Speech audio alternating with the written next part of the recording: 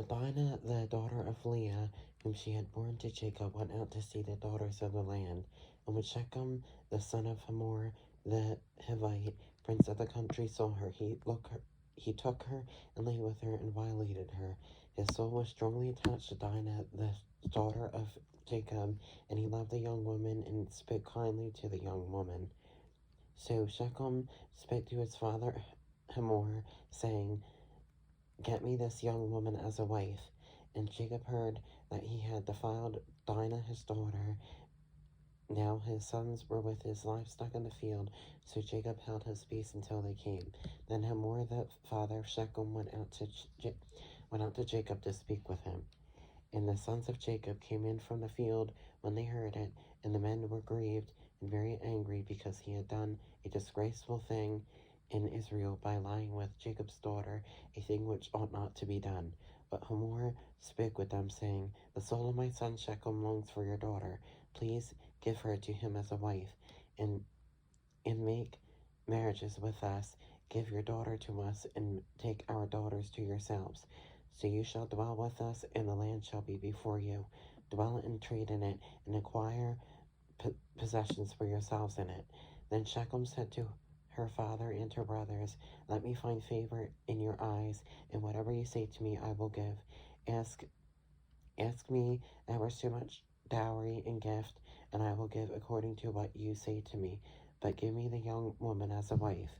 But the sons of Jacob answered Shechem and Hamor his father, and spake deceitfully, because he had defiled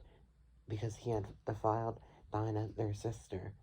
And they said to them, "We cannot do this thing, to give our sister to one who is uncircumcised, for that would be a reproach to us.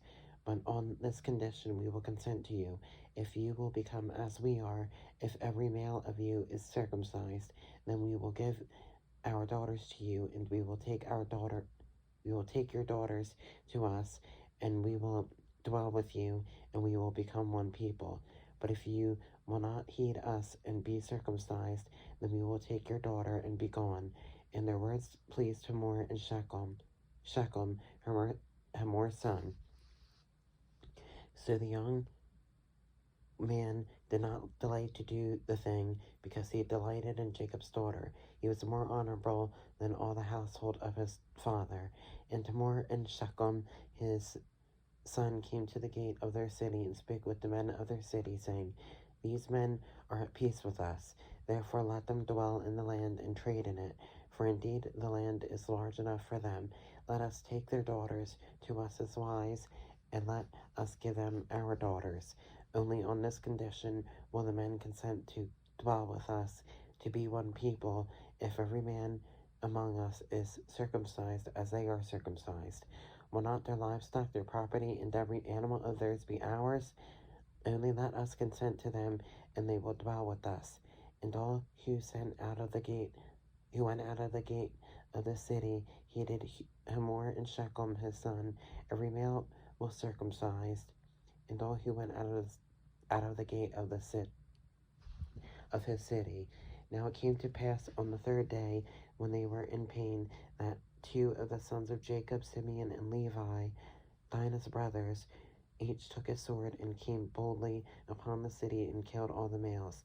And they killed Hamor and Shechem his son with the edge of the sword, and took Dinah from Shechem's house and went out. The sons of Jacob came upon the slain and plundered the city, because their sister had been defiled. They took their sheep, their oxen, and their donkeys, what was in the city and what was in the field, and all their wealth. All their little ones and their wives they took captive, and they plundered even all that was in the houses. Then Jacob said to Simeon and Levi, "You have troubled me by making me obnoxious among the inhabitants of the land, among the Canaanites and Perizzites, and since I am few in number, they will gather themselves together against me and kill me. I shall be destroyed, my household, and die." But they said, "Should he treat our sister like a harlot?"